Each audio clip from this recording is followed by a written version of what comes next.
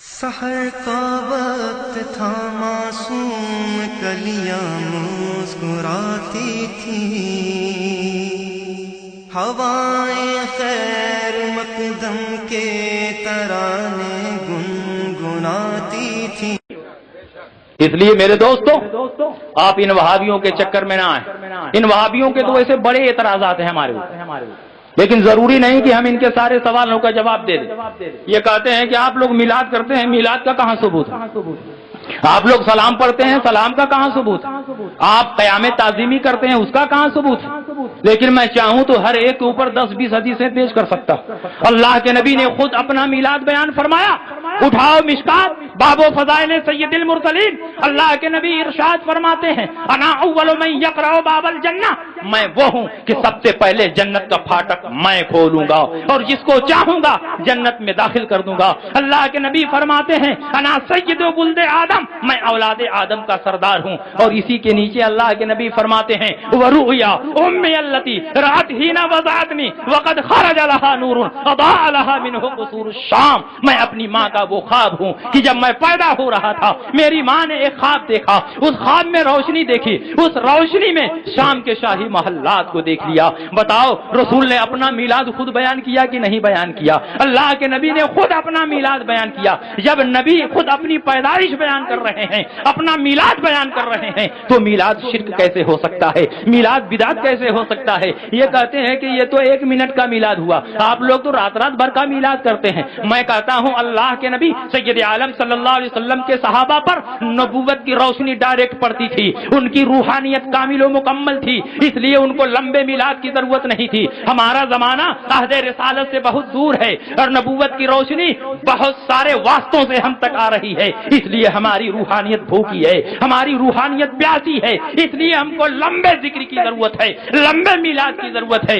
یہ کہتے ہیں چلیے صاحب میلاد کے جواز کو اگر تسلیم کر لیا جائے تو یہ بتائیے کہ کھڑے ہو کر صلاۃ و سلام پڑھنا کہاں جائز ہے؟ آپ میلاد میں قیام تعظیمی کرتے ہیں، اس کا کہاں ثبوت ہے؟ میں کہتا ہوں قیام تعظیمی کا 1-2 نہیں 25 حدیثوں میں ثبوت موجود ہے۔ اللہ کے نبی جب صحابہ کے درمیان تشریف لاتے، صحابہ نبی کی تعظیم میں کھڑے ہو جاتے۔ یہ کھڑے ہونا یہی تو قیام تعظیمی ہے۔ اور پہلے سے اگر حضور صحابہ کے درمیان بیٹھے ہوتے اور اپنے حجرے میں جانے کا ارادہ فرماتے تو جیسے ہی سرکار کھڑے ہوتے سارے صحابہ نبی کی تعظیم میں کھڑے ہو جاتے، اور جب تک سرکار اپنے حجرے میں نہیں چلے جاتے اس وقت تک صحابہ کھڑے رہتے۔ اللہ کے نبی سید عالم صلی اللہ علیہ وسلم جب حضرت فاطمہ الزہرا کے گھر تشریف لے جاتے، نبی اپنے باپ کی تعظیم میں کھڑی ہو جاتی اور نبی کے دست مبارک کو بوسہ دیتی، خاص اپنے بستر پر بٹھاتی۔ اور جب حضرت فاطمہ نبی کی خدمت میں حاضر ہوتی تو سرکار اپنی بیٹی کی تعظیم میں کھڑے ہو جاتے اور ان کی پیشانی کو بوسہ دیتے، خاص اپنے بستر پر بٹھاتے۔ نبی بیٹی کی تعظیم میں کھڑے ہو رہے ہیں، بیٹی نبی کی تعظیم میں کھڑی ہو رہی ہیں، صحابہ سرکار کی تعظیم میں کھڑے ہو رہے ہیں۔ حضرت سعد ابن معاذ جب انصار کے قبیلے میں تشریف لائے، اللہ کے نبی نے فرمایا قوموا الی سیدکم، اپنے سردار کی تعظیم میں کھڑے ہو جاؤ۔ سارے صحابہ تعظیم میں کھڑے ہو گئے۔ قیام تعظیمی پر اس سے زیادہ اور کیا ثبوت ہونا چاہیے؟ میں کہتا ہوں تم ایک بھی حدیث پیش کر دو جس سے یہ ثابت ہو کہ تعظیم میں کھڑا ہونا ناجائز و حرام ہے، پوری وہابیت ناک رگڑ ڈالے گی، لیکن حدیث کے دفتر میں سے ایک بھی حدیث وہ دکھا نہیں سکتی جس سے قیام تعظیمی کا ناجائز ہونا ثابت ہوتا ہو۔ میں کہنا چاہتا ہوں جب قیام تعظیمی جائز ہے تو چاہے میلاد میں قیام تعظیمی کیا جائے یا میلاد کے باہر کیا جائے، جو چیز جائز ہے وہ ہر جگہ جائز رہے گی۔ یہ کہتے ہیں آپ لوگ کھڑے ہو کر صلاۃ و سلام پڑھتے ہیں، قیام تعظیمی کے ساتھ صلاۃ و سلام پڑھنا یہ کہاں جائز ہے؟ میں کہتا ہوں صلاۃ و سلام پڑھنا جائز ہے، چاہے کھڑے ہو کر پڑھے یا بیٹھ کر پڑھیں، کیونکہ اللہ نے مطلق صلاۃ و سلام پڑھنے کا حکم دیا ہے۔ یا ایھا الذین آمنوا صلوا علیہ وسلموا تسلیما، اے ایمان والو نبی پر درود بھیجو اور سلام بھیجو۔ اس آیت کریمہ میں درود و سلام کا حکم ہے، لیکن کھڑے ہو کر اور بیٹھنے کا حکم نہیں ہے، اس کو مقید نہیں کیا گیا ہے، اس کو مطلق رکھا گیا ہے، اور مطلق کو اس کے اطلاق پر رکھا جاتا ہے۔ پتہ چلا بیٹھ کر نبی پر درود و سلام بھیجے تو بھی جائز ہے، کھڑے ہو کر درود و سلام بھیجے تو بھی جائز ہے۔ اس لیے نماز میں ہم بیٹھ کر درود و سلام بھیجتے ہیں اور میلاد میں کھڑے ہو کر درود و سلام بھیجتے ہیں۔ تم اگر بزید ہو کہ نہیں صاحب کھڑے ہو کر صلاۃ و سلام سلام پڑھنے پر ایک خاص دلیل چاہیے تب ہم مانیں گے. تو آؤ بخاری اور مسلم صحیح ستہ کی دوسری حدیثیں اٹھاؤ, اس سے یہ ثابت ہو جائے گا کہ خاص کھڑے ہو کر نبی پر درود و سلام بھیجنا اور پڑھنا جائز ہے. جب حاجی حج کرنے جاتا ہے اور طواف کرتا ہے تو اسے مختلف دعائیں بتائی جاتی ہیں کہ رکن شامی کے پاس جاؤ تو یہ دعا پڑھو, رکن یمانی کے پاس جاؤ تو یہ دعا پڑھو, حجر اسود کے پاس جاؤ تو یہ دعا پڑھو, اور جب میزاب رحمت کے پاس جاؤ تو کون سی دعا پڑھنے کا حکم ہے؟ اللہ کے نبی ارشاد فرماتے ہیں تم یہ دعا پڑھو, اللہم اظلنی تحت ظل عرشک یوم لا ظل الا ظلک ولا باقی الا وجہک واسقنی من حوض نبیک محمد صلی اللہ علیہ وسلم شربتا ہنیتا لا ازمع بعدها ابدا. اے اللہ اس دن تو اپنے عرش کا سایہ عطا فرما جس دن کوئی سایہ نہ ہوگا سوائے تیرے عرش کے, کوئی ذات نہیں ہوگی سوائے تیری ذات کے, اور اپنے نبی محمد صلی اللہ علیہ وسلم کے حوض کوثر سے ایک ایسا جام عطا فرما کہ ایک مرتبہ پی لینے کے بعد کبھی پیاس نہ لگے. اس حدیث میں وسقنی من حوض نبی کا محمدین کے بعد صاف صاف لکھا ہوا ہے صلی اللہ علیہ وسلم. یہ صلی اللہ علیہ وسلم کیا ہے؟ نبی پر درود بھی ہے اور نبی پر سلام بھی ہے. اور کب یہ درود اور سلام پڑھا جا رہا ہے؟ طواف کی حالت میں. اور طواف کیسے کیا جاتا ہے؟ کھڑے ہو کر کیا جاتا ہے. میزاب رحمت کے پاس اللہ کے مقدس گھر میں کھڑے ہو کر حالت طواف میں جب نبی پر درود و سلام بھیجنا جائز ہے تو ہندوستان میں میلاد کے اندر نبی پر کھڑے ہو کر درود و سلام بھیجنا کیوں نہ جائز؟ سبحان اللہ, سبحان اللہ, سے بہت خوب. یہ کہتے ہیں کہ آپ لوگ فاتحہ پڑھتے ہیں, آپ لوگ فاتحہ کرتے ہیں, تو فاتحہ کا کہاں ثبوت ہے؟ صحابہ کرام تو فاتحہ نہیں کرتے تھے, سامنے کھانا نہیں رکھتے تھے. میں کہتا ہوں فاتحہ کا بھی ثبوت ہے. اللہ کے نبی سید عالم صلی اللہ علیہ وسلم نے اپنے سامنے کھانا رکھ کر اس پر کچھ پڑھا ہے. حضرت انس رضی اللہ تعالیٰ عنہ فرماتے ہیں کہ میری ماں نے حضور علیہ السلام کی خدمت میں کچھ کھانا پیش کیا جس میں گھی, کھجوریں اور دہی کو ملا دیا گیا تھا. اللہ کے نبی نے اس پر کچھ پڑھا. اب حضور علیہ السلام جب پڑھیں گے تو کیا پڑھیں گے؟ گیتا پڑھیں گے, رامائن پڑھیں گے. حضور علیہ السلام قرآن پڑھیں گے, دعائیں پڑھیں گے, کچھ ذکر و اذکار پڑھیں گے. تو کھانا پر اللہ کی آیتوں کو پڑھنا, اللہ کے ذکر کو پڑھنا, یہ نبی سے ثابت ہوا. لہذا ہم بھی سامنے کھانا رکھ کر اگر اس پر کچھ آیتیں پڑھتے ہیں تو یہ ناجائز و حرام نہیں ہے, کیونکہ یہ حدیث اس کے لیے مجوز ہے, اس حدیث کو جائز کر رہی. اللہ کے نبی نے اس کے بعد فرمایا اے انس ابن مالک تم یہ کھانا اٹھاؤ اور اپنے گھر لے جاؤ. اللہ کے نبی نے اس پر کچھ پڑھنے کے بعد 10 صحابہ کو بلایا, آتے جاؤ کھاتے جاؤ, آتے جاؤ کھاتے جاؤ. 300 صحابہ کرام تھے, 10 کی ٹولی میں آتے رہے اور اسی پیالے سے نکال کر کھاتے رہے. 300 صحابہ کرام شکم سیر ہو گئے. تو اس کے بعد اللہ کے نبی نے فرمایا اے انس ابن مالک اب یہ پیالہ اٹھاؤ اپنے گھر لے جاؤ. انس ابن مالک فرماتے ہیں جب پیالہ میں اٹھایا تو میں یہ دیکھ کر حیران رہ گیا کہ 300 صحابہ کے کھانے کے بعد بھی وہ پیالہ کھانے سے لبالب بھرا ہوا تھا, ذرہ برابر اس پیالے میں کوئی کمی نہیں. سبحان اللہ, سبحان اللہ. کھانا سامنے رکھ کر پڑھنا ثابت ہوا کہ نہیں؟ اور فاتحہ یہ ہے کیا؟ یہ نادان کیا جانے فاتحہ کیا؟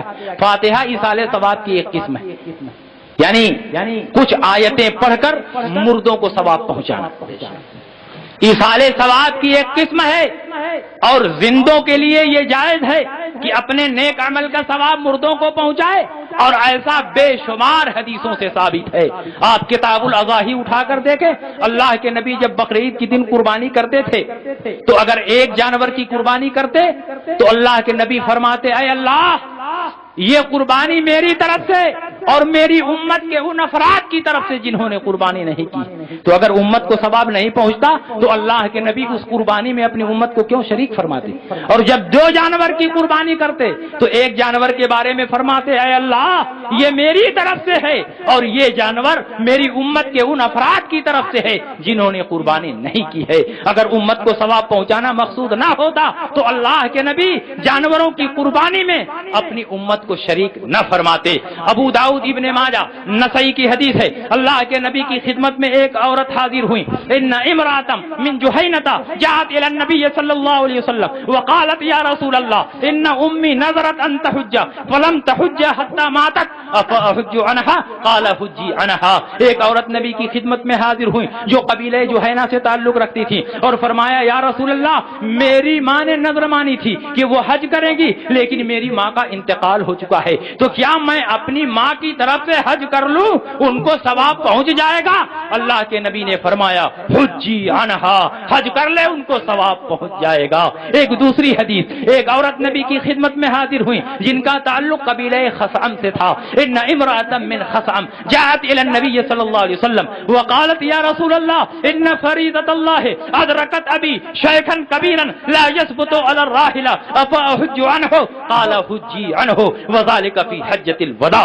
ایک عورت نبی کی خدمت میں حاضر ہوئی، عرض کیا یا رسول اللہ میرے باپ کے اوپر اس وقت حج فرض ہوا جب بالکل بوڑھے ہو چکے تھے، وہ سواری پر سوار نہیں ہو سکتے، تو کیا میں اپنے باپ کی طرف سے حج کر لوں، میرے باپ کو اس کا ثواب مل جائے گا؟ اللہ کے نبی نے فرمایا حج کر لے، ثواب مل جائے گا۔ حج لڑکی کر رہی ہے، ثواب ماں کو مل رہا ہے، حج لڑکی کر رہی ہے، ثواب باپ کو مل رہا ہے، اور تم کہتے ہو زندوں کے عمل کا ثواب مردوں کو نہیں پہنچتا، اس لیے ایصال ثواب بیکار ہے۔ تمہارا کہنا بھی ٹھیک ہے، ثواب پہنچتا بھی ہے اور ثواب نہیں بھی پہنچتا ہے، یہ مردوں پر ڈیپینڈ کرتا ہے کہ مردہ کیسا ہے۔ اگر مردہ مسلمان ہو تو ثواب پہنچتا ہے، مردہ مسلمان نہ ہو تو ثواب نہیں پہنچتا ہے۔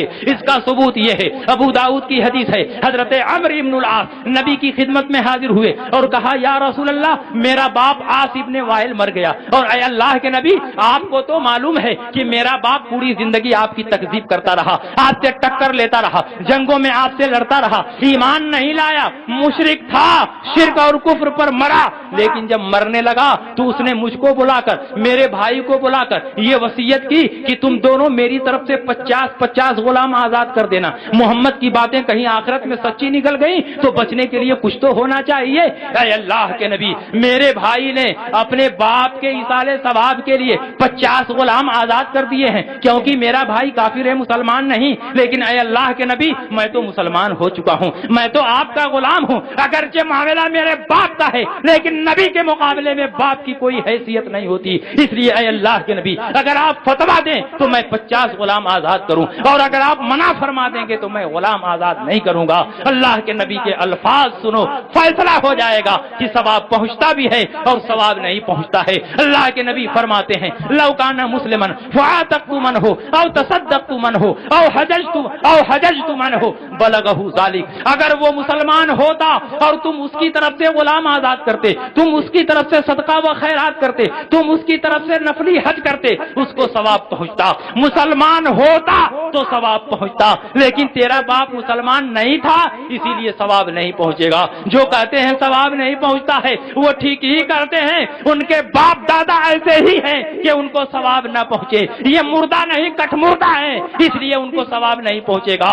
اور ہمارے مردے نبی کی محبت میں مرے ہیں، نبی کے عشق میں مرے ہیں، نبی کی غلامی کا پٹا اپنے گلے میں ڈال کر لے گئے ہیں، ان کے سینوں میں نبی کی محبت کا چراغ جل رہا ہے، اس لیے جب ہمارے مردوں کو ثواب پہنچایا جائے گا تو ثواب پہنچے گا۔ ثواب پہنچتا بھی ہے اور ثواب نہیں بھی پہنچتا ہے، یہ مردوں پر ڈیپینڈ کرتا ہے کہ مردہ کیسا ہے۔ اگر مردہ مسلمان ہے تو ثواب پہنچے گا، مردہ کافر ہے تو ثواب نہیں پہنچے گا۔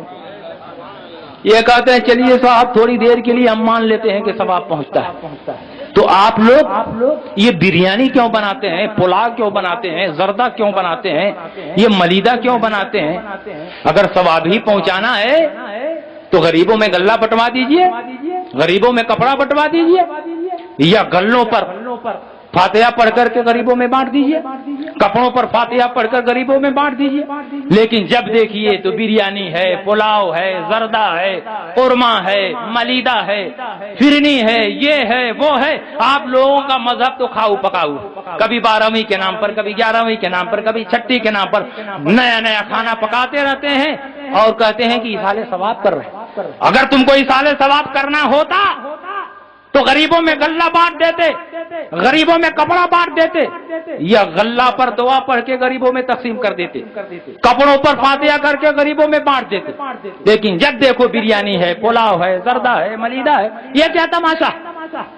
کیوں نہیں تم غلوں پر فاتحہ کرتے؟ میں کہتا ہوں ہم آپ کے اوپر احسان کرتے ہیں، آپ کے اوپر رعایت کر رہے ہیں، کیونکہ ہم نے دیکھا کہ جب مرغا اور ملیدہ پر فاتحہ کر دیا تو مرغا ملیدہ کے لیے آپ ترس گئے، جب زردہ پر فاتحہ کر دیا زردہ کے لیے آپ ترس گئے، جب بریانی پر فاتحہ کر دیا بریانی سے آپ محروم ہو گئے۔ اب زیادہ تاؤ دلائیں گے تو مبارک پور کے غلہ گودانوں میں گھس کر تمام غلوں پر فاتحہ پڑھ دیں گے، اور مفت لال کی فیکٹری میں گھس کر تمام کپڑوں پر فاتحہ پڑھ دیں گے۔ آپ ایک ایک دانے سے محروم ہو جائیں گے اور ایک ایک چٹ کپڑے سے محروم ہو جائیں گے، روڈ پر بھوکے اور ننگے نظر آئیں گے۔ کیا کھائیں گے؟ کوا؟ کوا کے علاوہ تو کوئی چیز ملے گی نہیں، کوا ہی پر ہم لوگ فاتحہ نہیں کرتے، باقی تمام چیزوں پر فاتحہ کر دیتے۔ ایک صاحب نے مجھ سے پوچھا کہ مفتی صاحب بتائیے کہ کیا بات ہے کہ یہ دیوبندی لوگ، وہابی لوگ جن کھانوں پر فاتحہ کر دیا جاتا ہے وہ نہیں کھاتے؟ میں نے کہا بھائی یہ تو انہی سے پوچھنا چاہیے، ان کا پرسنل میٹر ہے، کسی کی ذاتی زندگی میں دخل اور انٹرفیئر نہیں کرنا چاہیے، انہی سے پوچھو۔ اس نے کہا نہیں ان سے تو نہیں پوچھیں گے، آپ بتائیے آپ کو معلوم۔ میں نے کہا انہی سے پوچھو، کہا نہیں آپ بتائیے۔ میں نے کہا میں بتاؤں گا نہیں، صرف ایک حدیث پڑھ دیتا ہوں، بخاری کی حدیث، بے عشق محمد جو پڑھاتے ہیں بخاری، آتا ہے بخار ان کو بخاری نہیں آتی، اسی بخاری سے ایک حدیث پڑھ دیتا ہوں اور جواب سمجھنا تمہارا کام۔ اس نے کہا ٹھیک ہے آپ حدیث بتائیے۔ میں نے کہا اللہ کے نبی نے ارشاد فرمایا ان الشیطان یستحل الطعام الا یذکر اسم اللہ علیہ، شیطان اس کھانے کو کھانے لگتا ہے جس پر بسم اللہ نہ کیا جائے، اور جب بسم اللہ پڑھ دیا جائے تو شیطان اس کو کبھی نہیں کھائے گا۔ اور یہاں تو صرف بسم اللہ نہیں، اعوذ باللہ بھی پڑھ دیا، بسم اللہ بھی پڑھ دیا، سورہ فاتحہ بھی پڑھ دیا، چاروں کل پڑھ دیا۔ اب شیطان نہیں، شیطان کا باپ بھی کھانا چاہے تو کھا ہی نہیں سکتا۔ کیا بات ہے، بہت بے شک۔ تم کہتے ہو کھانے پر کیوں فاتحہ پڑھتے ہو؟ نادانو سنو، اس کو بھی میں ایک حدیث سے ثابت کرتا ہوں۔ اللہ کے نبی نے ارشاد فرمایا بخاری کی حدیث، لا تنفق امرأة شيئا من بیت زوجها الا باذن زوجها، کوئی عورت اپنے شوہر سے اجازت لیے بغیر شوہر کے گھر سے کچھ بھی خرچ نہ کرے۔ وقیل ولا الطعام یا رسول اللہ، کہا گیا اے اللہ کے نبی کیا عورت کھانا بھی کسی کو نہیں دے سکتی ہے شوہر سے پوچھے بغیر؟ اللہ کے نبی نے فرمایا ولا الطعام وذالک افضل اموالنا، کھانا بھی کسی کو نہیں دے سکتی ہے، اور کھانا تو ہمارے اموال میں سب سے افضل ہے۔ اللہ کے نبی نے سب سے افضل کس کو قرار دیا؟ موبائل کو نہیں، گاڑی گھوڑے کو نہیں، مکان دکان کو نہیں، کھانے کو سب سے افضل قرار دیا، کیونکہ موبائل پر زندگی کا دار و مدار نہیں ہے، مکان اور دکان پر زندگی کا دار و مدار نہیں ہے، کپڑے پر زندگی کا دار و مدار نہیں ہے، لیکن کھانے پر زندگی کا دار و مدار ہے۔ اگر آدمی نہیں کھائے گا تو مر جائے گا، بغیر موبائل کے رہ سکتا ہے، بغیر گاڑی گھوڑے کے رہ سکتا ہے، بغیر بیوی بچوں کے رہ سکتا ہے، لیکن بغیر کھانے کے زندہ نہیں رہ سکتا۔ اس لیے اللہ کے نبی نے فرمایا وذالک افضل اموالنا، اور یہ ہمارے اموال میں سب سے افضل ہے، جو سب سے افضل تھا اس پر ہم نے فاتحہ پڑھی، اور یہ چغد اعتراض کر رہا ہے کہ کیوں کھانے پر فاتحہ پڑھی۔ اس لیے میرے دوستو آپ ان وہابیوں سے ہوشیار ہو جائیے، ان سے دور رہیے، کیونکہ میل جول غلط ملت کی وجہ سے یہ وہابیت پوری تیزی کے ساتھ پھیل رہی ہے۔ اگر آپ ان وہابیوں کا بائیکاٹ کیے ہوتے، ان سے رشتہ ناتا ختم کیے ہوتے تو یہ وہابی سیلاب کی طرح دنیا میں نہ پھیلتے، صرف ہمارے میل جول کی وجہ سے یہ پھیل رہے ہیں۔ ایک مرتبہ ہالینڈ میں میں تقریر کر رہا تھا، ایک صاحب نے مجھ سے پوچھا کہ آپ جب سے ہالینڈ میں آئے ہیں کل ہی وہابیوں کے خلاف تقریر کر رہے ہیں۔ میں نے کہا یہ غلط ہے، صرف وہابیوں کے خلاف نہیں قادیانیوں کے خلاف بھی تقریر کر رہا ہوں، کیونکہ یورپ میں دو ہی فتنے تیزی کے ساتھ سر ابھار رہے ہیں، ایک وہابیت دوسرے قادیانیت. حالانکہ یہ دونوں انگلی پر گننے کے لائق ہیں. پورے ہالینڈ میں وہابیوں کی صرف ایک مسجد ہے جس کو رحمانیہ مسجد کہتے ہیں, اور قادیانیوں کی بھی صرف ایک مسجد ہے, اور اہل سنت والجماعت کی چاروں طرف مسجدیں ہیں. یہ کہتے ہیں ساری دنیا میں ہم ہی ہم ہیں, ساری دنیا میں ہم ہی ہم ہیں. حج کرنے جاؤ تو دیکھ لو کہ ہم ہی ہم ہیں. ارے نادانو, سعودیہ عربیہ بلکہ خاص طور پر حرمین طیبین کے علاوہ پوری دنیا میں کہیں بھی چلے جاؤ اہل سنت والجماعت کا غلغلہ ہے. گلی گلی میں مصطفیٰ جان رحمت کا ترانہ ہے. گلی گلی میں یا نبی سلام علیک یا رسول سلام علیک پڑھا جا رہا ہے. جگہ جگہ اعلیٰ حضرت کا تذکرہ ہو رہا ہے. مجھے جرمنی جانے کا اتفاق ہوا, فرانس جانے کا اتفاق ہوا, بیلجیم جانے کا اتفاق ہوا, بروسل جانے کا اتفاق ہوا, اور مجھے پیرس بھی جانے کا اتفاق ہوا. لیکن خدا کی قسم جہاں جہاں گیا ہر جگہ مسلک اعلیٰ حضرت پوری تیزی کے ساتھ آگے بڑھ رہا ہے. مسلک اعلیٰ حضرت کا ترانہ, اعلیٰ حضرت فاضل بریلوی کی نعتیں ہر آدمی کی زبان پر گونج رہی ہیں. آدمی ڈچ زبان میں نعتیں لکھ کر اعلیٰ حضرت کی پڑھ رہا ہے, انگلش میں نعتیں لکھا ہے, اعلیٰ حضرت کی نعتیں پڑھ رہا ہے. بوڑھے بوڑھے لوگ جن کے پاس آواز نہیں ہے وہ بھی لمیات نذیر و کفی نذرین اپنے انداز میں گنگنا رہے ہیں. ہم لوگوں کو تو اعلیٰ حضرت کا ایک بھی کلام پورا یاد نہیں ہے, لیکن خدا کی قسم میں نے ہالینڈ میں دیکھا کہ جب وہاں میلاد ہوتی ہے اور سارے بڑے بوڑھے جمع ہوتے ہیں تو ایک لائن سے نعت کھانی شروع ہو جاتی ہے.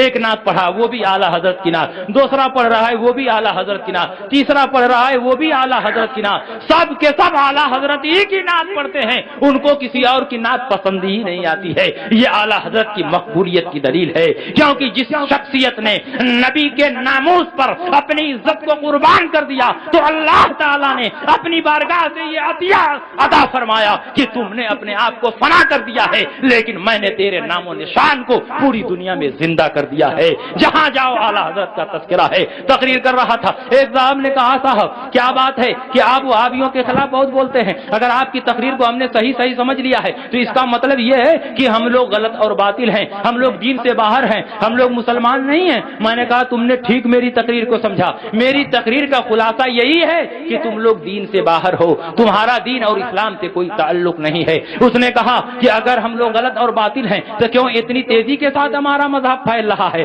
پوری سنی آبادی میں اگر ایک وہابی پیدا ہو جائے تو دھیرے دھیرے وہ وہابی سارے سنیوں کو وہابی بنا دیتا ہے, لیکن یہ سارے سنی مل کر اس ایک وہابی کو سنی نہیں بنا پاتے. ایک وہابی سب کو وہابی بنا دیتا ہے, لیکن آبادی کے سارے سنی مل کر ایک وہابی کو سنی نہیں بنا پاتے. میں نے سوچا کہ اگر اس کا علمی جواب دوں تو یہ بیچارہ تو بالکل سمجھ میں نہیں ہے, سمجھ نہیں پائے گا. میں نے کہا اچھا بتاؤ تمہارے ہالینڈ میں ٹماٹر لکڑی کی پیٹی میں پیک ہو کر کے آتا ہے کہ نہیں؟ اس نے کہا ہاں آتا ہے. میں نے کہا اگر لکڑی کی پیٹی میں ایک ٹماٹر سڑ جائے تو کیا سارے اچھے ٹماٹر مل کر اس سڑے ہوئے ٹماٹر کو ٹھیک کر سکتے ہیں؟ اس نے کہا نہیں ٹھیک کر سکتے. میں نے کہا لیکن اگر اس سڑے ہوئے ٹماٹر کو اس پیٹی سے دور نہ کیا گیا تو دھیرے دھیرے تمام اچھے ٹماٹروں کو سڑا دے گا. تو یہ وہابیت سڑے ہوئے ٹماٹر کے مثل ہیں. یہ وہابی ایک فاسد جرثومہ ہے, ایک زہریلا مادہ ہے. وہابی اس زمانے کا کینسر ہے, وہابی اس زمانے کا بدبودار پھوڑا ہے. اس لیے ضروری ہے کہ وہابیوں کو اپنے معاشرے سے دور کر دو, وہابیوں سے الگ ہو جاؤ. اگر تم وہابیوں سے الگ نہیں ہوگے تو دھیرے دھیرے تمہارے ایمان پر خطرات کے بادل منڈلانے لگیں گے. میرے دوستو بہت کچھ سوچ کے آیا تھا, لیکن جو سوچ کے آیا تھا اس پر تقریر ہی نہیں ہوئی. بارش نے اس تمام خاکے کو دھل دیا, اور جب اسٹیج پر بیٹھا تو ایک دوسری آیت پڑھ لی اور اسی کے اوپر تقریر ہوئی. خیر اللہ کا کرم ہے کہ اتنے لوگ سنجیدگی سے سنتے رہے. اگر ایک آدمی کو بھی میری تقریر سے ہدایت مل گئی تو میں سمجھوں گا کہ اس تقریر کا وہی سب سے بڑا نذرانہ ہے. اللہ رب العزت میری تقریر پر اور ان تمام حدیثوں پر جو کچھ بیان کیا گیا اس پر عمل کی توفیق عطا فرمائے. مسلک اعلیٰ حضرت پر مضبوطی سے قائم و دائم رکھے, کیونکہ یہی مسلک انسانوں کو نجات دے سکتا ہے, یہی مسلک مسلمانوں کو جنت میں پہنچا سکتا ہے. لحد میں عشق رخے شاہ کا داغ لے کے چلے, اندھیری رات سنی تھی چراغ لے کے چلے, تیرے غلاموں کا نقش قدم ہے راہ خدا, وہ کیا بہت سکے جو یہ سراغ لے کے چلے. وآخر دعوانا ان الحمدللہ رب العالمین وما علینا الا البلاغ. السلام علیکم.